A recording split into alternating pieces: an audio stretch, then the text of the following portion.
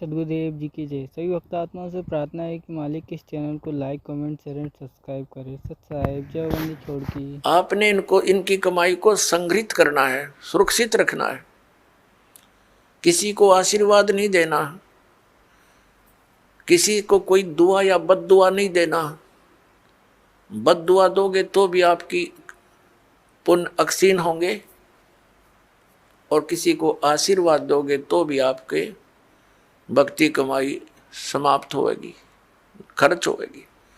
अब जैसे कोई एक पहिए से, एक टायर से हवा और दूसरे टायर में भरे, वो कितना बुद्धिमान है।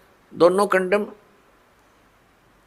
वो युद्ध है इसका। ये बुद्धिमान व्यक्ति ऐसे काम करता है, उसको सलाह देगा भाई यहाँ से जाइए, वहाँ आगे एक हवा भरने का यंत्र है, आप वहाँ से हवा भराइए, दोनों का काम चले। तो इस प्रकार हम अगर आशीर्वाद दे देते हैं तो हमारी पूंजी नष्ट हो जाती है, भक्ति। अब ना उसको लाभ, उसको थोड़ा सा लाभ उसको होगा, और आप यहीं रह गए, दोनों चौड़ चपट, क्या फायदा। तो इस प्रकार हमने अपने बच्चों को, भाई बहन, माता पिता, सबको, संबंधित जितने मित्र हैं, या वैसे भी कोई, एक सद्भावना पूर्वक सबसे प्रार्थना करनी चाहिए कि आप भी दीक्षा लो और अपनी हवा आप भरो।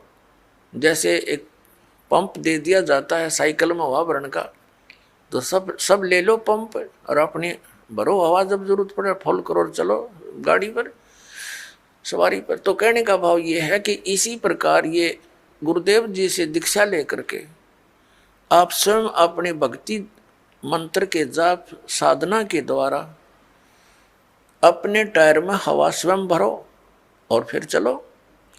तो इस प्रकार आप जी ने अब ना किसी को आशीर्वाद देना है, ना किसी को बद्दुआ देनी है, दोनों में हमें हानि है। पहले क्या था, इस काल का जाल है। आप देखते हो बुजुर्ग बड़े छोटों को आशीर्वाद देते हैं